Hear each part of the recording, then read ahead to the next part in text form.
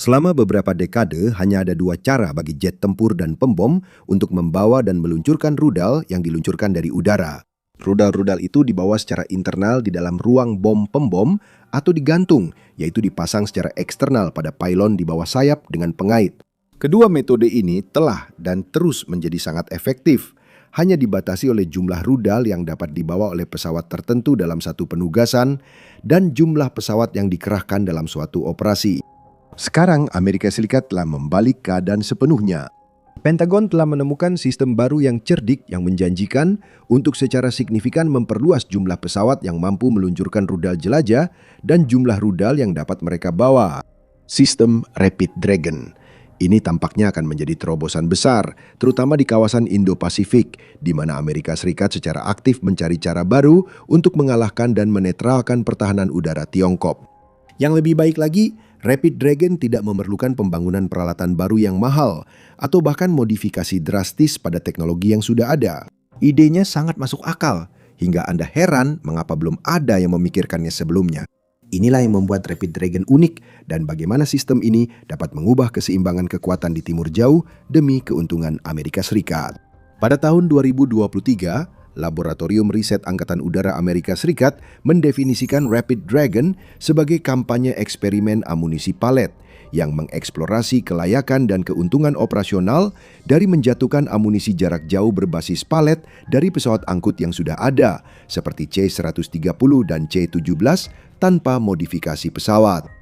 Secara sederhana, Rapid Dragon mengubah pesawat kargo menjadi pembawa senjata yang dapat meluncurkan rudal jelajah dan kemungkinan senjata jarak jauh atau pertahanan diri lainnya dengan melepaskannya di atas palet melalui pintu kargo belakang pesawat. Dengan kata lain, ini mengubah pesawat kargo menjadi pesawat pengebom yang muatan senjatanya secara teori hanya dibatasi oleh berapa banyak palet yang dapat dimuat di ruang kargo. Sekarang, pesawat kargo telah digunakan untuk menjatuhkan bom ke musuh sejak setidaknya Perang Dunia II. Selama pengeboman Warsawa pada tahun 1940 misalnya, Jerman menggunakan pesawat angkut Ju-52 sebagai pesawat pengebom tambahan. Amerika Serikat mulai menggunakan pesawat kargo C-130 untuk menjatuhkan Blue 82 Daisy Cutter selama Perang Vietnam dan terus menggunakan teknik ini dalam Perang Irak tahun 1991. Dan di Afghanistan dengan bom GBU-43B Moab yang lebih besar.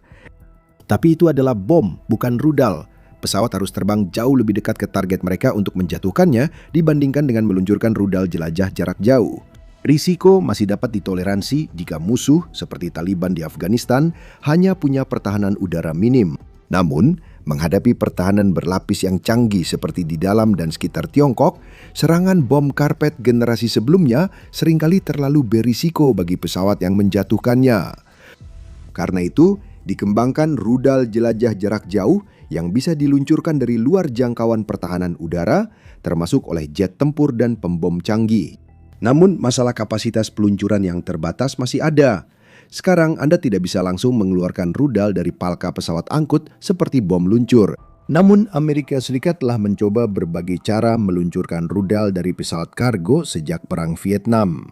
Pada tahun 1974, Amerika Serikat sebenarnya telah mendemonstrasikan kelayakan peluncuran ICBM dari hampir di mana saja.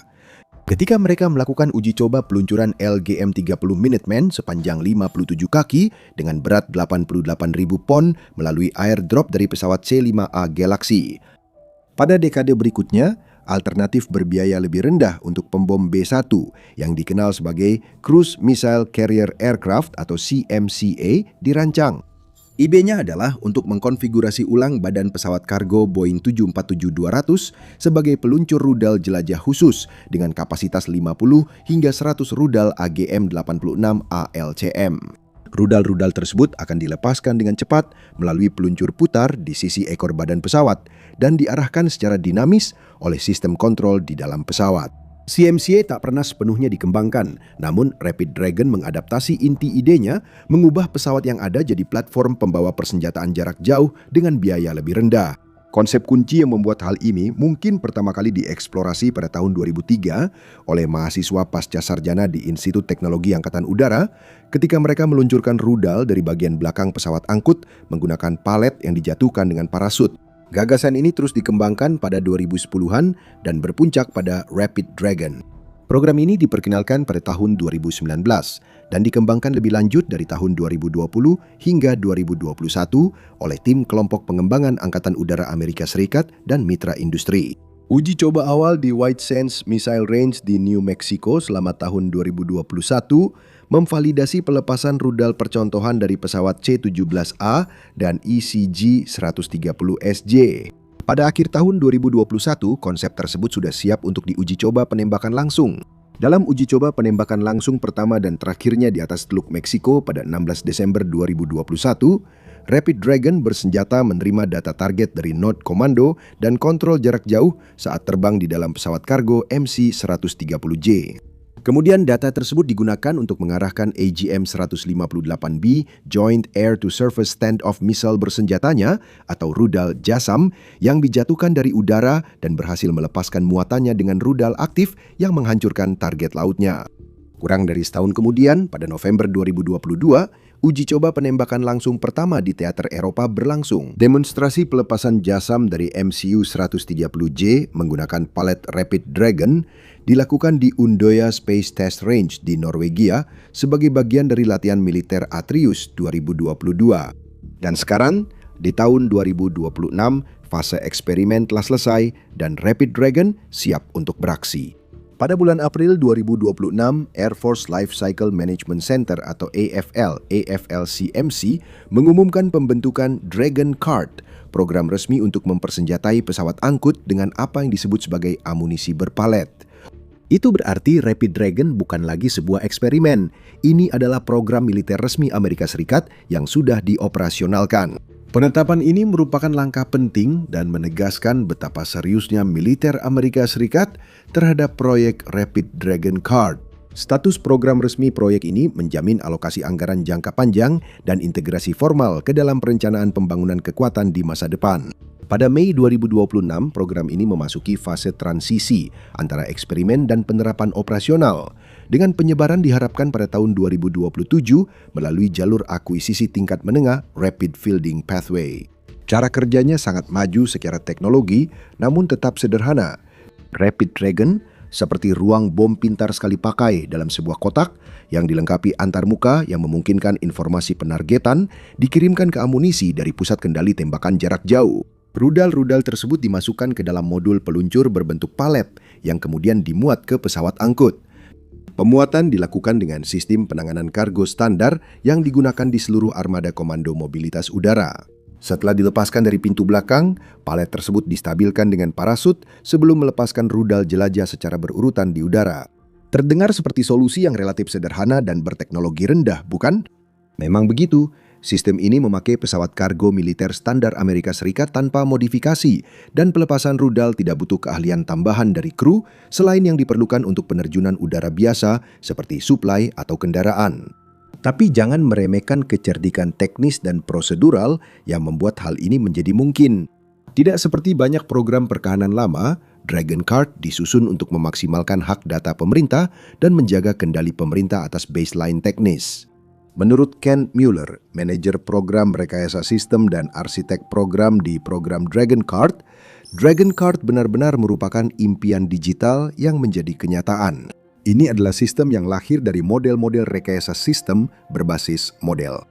Rekayasa sistem berbasis model atau MBSE adalah metodologi yang menggunakan model formal, bukan dokumen, untuk mendefinisikan, merancang, dan memverifikasi sistem yang kompleks. Ini mewakili perubahan mendasar dalam cara organisasi rekayasa menangkap dan mengkomunikasikan kebutuhan sistem, arsitektur, dan perilaku.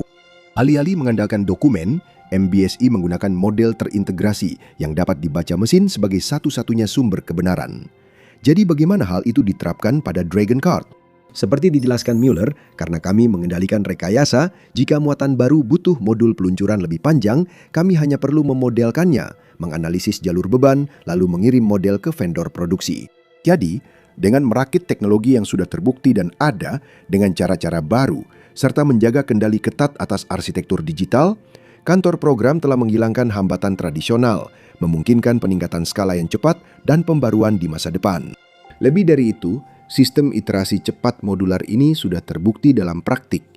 Ukuran kotak penempatan dalam pengujian dapat dikonfigurasi, mulai dari 4 hingga 45 AGM-158B JASSM ER atau rudal jelajah jarak jauh.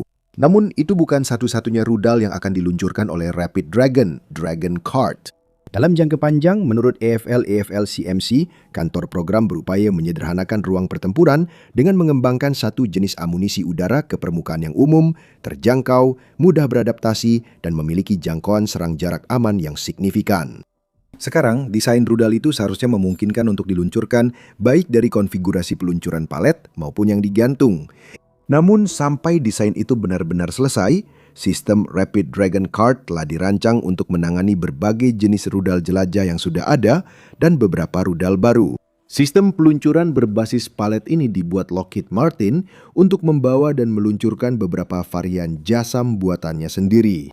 Itu termasuk AGM-158B JASSM ER yang telah disebutkan sebelumnya, sebuah rudal jelajah serangan darat siluman dengan jangkauan 575 mil. Dan varian B-B2 yang memiliki peningkatan kemampuan siluman serta ketahanan terhadap peperangan elektronik. Ini juga termasuk AGM-158C LRA-LRASM atau rudal anti kapal jarak jauh yang menawarkan jangkauan serupa, yang dilengkapi sistem pemandu yang lebih canggih yang memang dirancang khusus untuk peperangan maritim, serta JASSM XR yang akan datang dengan jangkauan 1.000 mil. Namun, sekuat apapun senjata-senjata ini juga sangat mahal dan membutuhkan waktu lama untuk diproduksi. Sekitar 3.232 unit varian B dari JASSM ER akan diproduksi secara total, dengan pesanan untuk Amerika Serikat, Jepang, Belanda, Polandia, Finlandia, dan Australia. Biaya per unit bervariasi tergantung pada batch produksi, mulai dari 1 juta hingga 1,6 juta dolar per unit. Bagian atas kisaran itu biasanya adalah harga varian B-B2 yang telah ditingkatkan, dengan total produksi 4.656 unit. Varian C atau LRASM rudal anti kapal jauh lebih mahal berkat tambahan pengenalan target otonom, pencari IRRF, dan taut data. Biaya per unit bisa mencapai hingga 3,5 juta dolar per unit. Karena masih dalam pengembangan, total produksi dan biaya per unit XR belum jelas. Tapi ada masalah yang lebih besar daripada biaya, yaitu tingkat produksi. Tingkat produksi saat ini untuk semua varian hanya sekitar 400 hingga 500 unit per tahun. Fasilitas produksi baru seluas 225.000 kaki persegi diperkenalkan pada tahun 2022 untuk meningkatkan produksi menjadi sekitar 1.000 unit per tahun berkat proses otomatis seperti jalur pengecatan robotik dan pengujian canggih. Masalahnya, Amerika Serikat dapat menghabiskan jumlah itu sangat cepat. Selama 4 minggu pengeboman operasi Epic Fury melawan Iran, Amerika Serikat diperkirakan telah menghabiskan persediaannya. 45% dari persediaan rudal serangan presisi setengah dari pencegat THAAD, hampir setengah dari persediaan rudal pertahanan udara Patriot PAC-3, sekitar 30% dari Tomahawk, dan lebih dari 20% dari JSMS jarak jauh milik Amerika Serikat. Penyisian kembali persediaan itu akan memakan waktu bertahun-tahun, bahkan dengan tingkat produksi yang ditingkatkan. Penilaian internal Pentagon sudah mulai membunyikan alarm tentang risiko kehabisan amunisi dalam waktu dekat. Jika perang di Teluk Persia kembali berkobar untuk jangka waktu yang cukup lama, atau Amerika terlibat dalam konflik lain, misalnya di Taiwan, masalah ini bisa menjadi jauh lebih parah dengan sangat cepat. Sekarang, jika pembaruan berita harian dan analisis mendalam tentang perkembangan militer dan geopolitik terpenting adalah yang Anda cari, pastikan Anda berlangganan saluran ini. Di The Military Show, Anda akan menemukan beberapa konten militer paling detail, akurat, dan penuh wawasan di YouTube. Rapid Dragon akan menambah jumlah rudal yang bisa dikerahkan Amerika Serikat secara cepat. F-22 Raptor dapat membawa 8 rudal dalam misi udara ke udara, 6 AIM-120 AMRAAM, dan 2 AIM-9 Sidewinder. F-35 Lightning II membawa 4 rudal udara ke udara AIM-120 AMRAAM di dalam pesawat saat beroperasi dalam mode siluman maksimum. Rak Sidekick baru akan menambah total internal menjadi 6 AMRAAM, tetapi senjata jarak pendek seperti Sidewinder harus dipasang pada pylon sayap eksternal yang mengorbankan profil siluman radar jet tersebut. B-52 Strato Fortress dapat membawa hingga 20 rudal jelajah JASSM 8 di dalam dan 12 di luar, atau 24 JASSM ER atau LRASM di dalam pesawat. Kapasitas muatan eksternalnya sedang ditingkatkan untuk membawa beban yang lebih berat lagi. B-1B Lancer dapat membawa 24 rudal jelajah JASSM AR atau LR-LR-ASM di dalam pesawat. Tetapi dengan pilon eksternal baru, kapasitas totalnya bisa meningkat menjadi 36 rudal. Itu deretan kekuatan tembak menakutkan. Tapi ini masalahnya. Dari pembom yang membawa JASSM, AS hanya memiliki 75 B-52 dan 45 atau 46 B-1B Lancer yang masih aktif beroperasi. Sekarang, pada dasarnya, proyek Rapid Dragon Card akan secara dramatis meningkatkan jumlah itu dengan mengubah ratusan pesawat angkut kargo menjadi pembom tambahan. AS memiliki armada besar pesawat kargo yang beroperasi, termasuk 222 C-17A Globemaster 3S, 151 C-130J Super Hercules, 126 C-130, H Hercules 57 MC 130J dan 39 HC 130JS. Semua pesawat ini secara teoritis dapat diubah menjadi pembom hanya dengan memuat palet Dragon Card ke dalam ruang kargo, menggantikan muatan biasa. AS juga memiliki 52 C-5M Super Galaxy yang beroperasi. Karena jam operasional makin menipis, pesawat ini kemungkinan besar akan disimpan untuk misi transportasi strategis, bukan sebagai pembom. Pesawat kargo ini dapat secara drastis meningkatkan jumlah rudal yang dapat dikerahkan dalam satu misi multi pesawat. Sebuah K-130 dapat meluncurkan 12 rudal jelajah JASSM dari jarak aman 620 hingga 1180 mil dari target dengan menggunakan 2 palet Rapid Dragon. C-17 yang lebih besar dapat menampung 4 palet Rapid Dragon, masing-masing membawa 9 rudal sehingga total muatannya menjadi 36 rudal dengan hulu ledak seberat 1.100 pon. Namun, membangun kapasitas tambahan untuk menembakkan rudal sia-sia jika jumlah rudal tidak cukup dan butuh waktu bertahun-tahun serta miliaran dolar untuk menggantinya. Karena itu, seperti disebutkan sebelumnya, Amerika Serikat ingin mengembangkan satu rudal hemat biaya dan mudah diskalakan untuk sistem Dragon Card dalam jangka panjang. Amerika Serikat juga mempercepat pengembangan beberapa opsi rudal murah dan mudah diskalakan untuk palet-palet itu. Saat membahas pengadaan rudal, Amerika Serikat membuktikan komitmennya dengan tindakan nyata. Pentagon berencana menghabiskan 12 miliar dolar untuk membeli hampir 28.000 rudal jelajah murah dalam 5 tahun ke depan untuk melengkapi pengadaan JASSM, JASSM, gabungan rudal yang dibawa dan dipaletkan. Amerika Serikat tengah menjalankan beberapa program untuk mengembangkan rudal berbiaya rendah ini. Dalam hal proyek Dragon Card, AFL-CMC secara khusus mengidentifikasi Family of Affordable Mass Munitions atau FAM yang dikembangkan di bawah Extended Range Attack Munition atau inisiatif ERAM sebagai keluarga rudal pilihan untuk penempatan Dragon Card di masa depan. Secara khusus, pada Mei 2026, Pentagon meluncurkan program Low Cost Containerized Missiles atau LCCM bekerja sama dengan produsen pertahanan Anduril, Co-Aspire, Lidor, dan Zone 5. Mereka juga akan bekerja sama dengan Castilian untuk meningkatkan skala solusi hipersonik berbiaya rendah. Secara total, Pentagon berniat untuk mengakuisisi 10.000 rudal melalui program ini dalam waktu 3 tahun. Itu adalah tugas yang sangat besar. Tapi rudal jenis apa yang bisa kita harapkan dalam program LCCM? Anduril telah mengumumkan bahwa kontribusinya untuk program ini adalah versi peluncuran permukaan dari rudal Barracuda 500M miliknya, sebuah senjata yang juga bisa diluncurkan dari udara. Rudal ini memiliki kapasitas muatan yang dinyatakan hingga 100 pon dan jarak maksimum peluncuran dari udara yang diperkirakan mencapai hingga 500 mil. Perusahaan menyatakan akan mengirimkan minimal 1.000 senjata ke militer Amerika Serikat tiap tahun selama 3 tahun ke depan.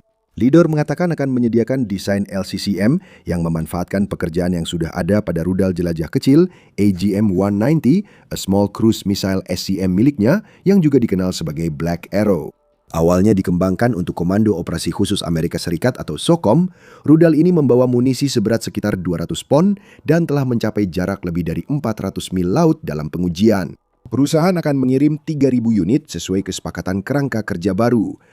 Desain yang akan dikirim Co-Aspire dan Zone 5 belum diketahui, namun kemungkinan besar berupa modifikasi rudal yang sudah dikembangkan perusahaan untuk program ERAM. Dan itu tampak seperti prospek yang menarik. Desain ERAM milik Co-Aspire disebut Rapidly Adaptable Affordable Cruise Missile atau RACAM. Ini adalah rudal jelajah modular berbiaya rendah yang memanfaatkan pencetakan 3D untuk menurunkan biaya dan memungkinkan peningkatan produksi secara cepat. Varian IR atau Extended Range dilaporkan memiliki jangkauan lebih dari 1.000 mil. Rusty Dagger awalnya dibuat untuk dipasok ke Ukraina, tetapi kemudian digunakan di dalam negeri di bawah program ERAM. Diperkirakan memiliki jangkauan antara 150 hingga 280 mil payload di kelas 500 pon dan hulu ledak-ledakan fragmentasi dengan setidaknya beberapa tingkat kemampuan penetrasi. Terkait skala biaya rendah pada opsi hipersonik di proposal anggaran, Castilian memproduksi rudal hipersonik Blackbird dengan biaya lebih murah. Spesifikasi pasti belum banyak diungkap, namun beberapa dapat disimpulkan dari catatan resmi. Menurut anggaran yang diusulkan Angkatan Darat untuk tahun fiskal 2026, tujuan Blackbird GL atau yang diluncurkan dari darat adalah untuk memberikan sekitar 80% dari kemampuan rudal serangan presisi Increment 4 dengan biaya yang jauh lebih rendah. Increment 4 bertujuan untuk meningkatkan jangkauan PRSM dari 310 mil menjadi 620 mil. Jadi, 80% dari kemampuan itu akan memberikan Blackbird jangkauan sekitar 500 mil. Masih belum jelas jenis muatan apa yang akan dibawanya. Rudal jelajah baru JDAM-LR dari Boeing dan varian serangan maritimnya juga tampak seperti opsi yang cocok untuk digunakan dengan sistem Rapid Dragon. Keduanya dapat mengirimkan hulu ledak seberat 500 pon ke target sejauh 375 mil. Sekarang, sistem Dragon Card jelas membuka cara baru bagi AS Serikat untuk secara signifikan meningkatkan jumlah rudal jelajah yang dapat mereka kerahkan dengan memperbanyak jumlah pesawat yang dapat digunakan untuk meluncurkannya. Namun ini juga memiliki implikasi strategis, terutama untuk pesaing setara seperti Tiongkok. Ini agak ironis karena nama Rapid Dragon berasal dari Tiongkok.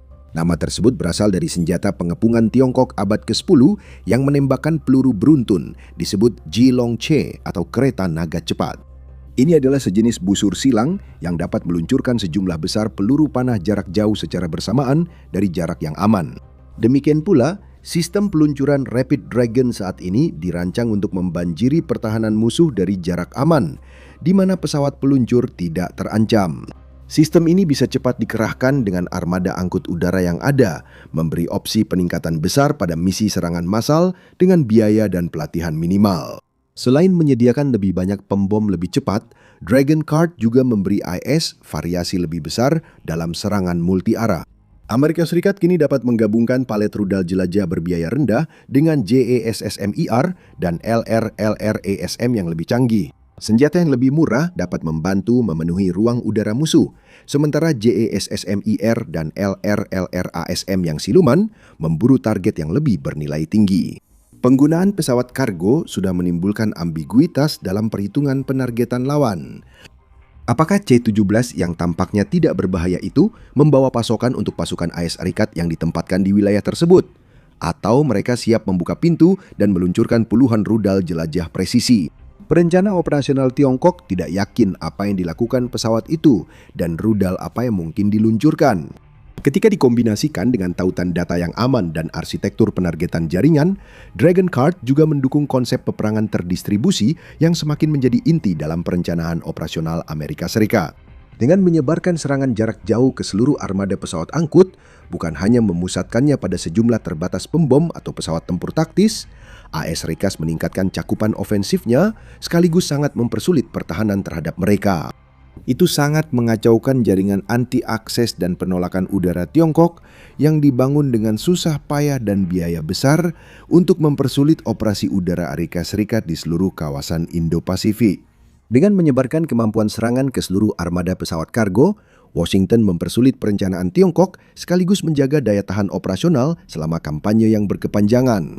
Namun mungkin yang paling penting, palet Dragon Card tidak memerlukan modifikasi apapun pada pesawat peluncur, sehingga tidak akan ada biaya modifikasi untuk armada kargo Amerika. Itu juga berarti bahwa Dragon Card dapat diberikan kepada sekutu atau mitra di salah satu dari 63 negara lain yang mengoperasikan C-130, sehingga sistem ini menjadi cara yang sangat murah untuk memberikan kemampuan serangan dari jarak aman kepada pasukan mitra juga. Secara keseluruhan, sistem ini inovatif dan pragmatis, menjaga Amerika Serikat tetap unggul dari pesaing atau sekutunya. Kami akan terus memantau dan memberi pembaruan kepada Anda. Ini bukan satu-satunya perkembangan militer Amerika Serikat yang membuat Presiden Tiongkok Xi Jinping sulit tidur. Tonton video ini untuk melihat mengapa kapal induk kebanggaan Tiongkok akan kalah dari kapal perang Amerika Serikat dari era 1970-an. Dan terima kasih telah menonton.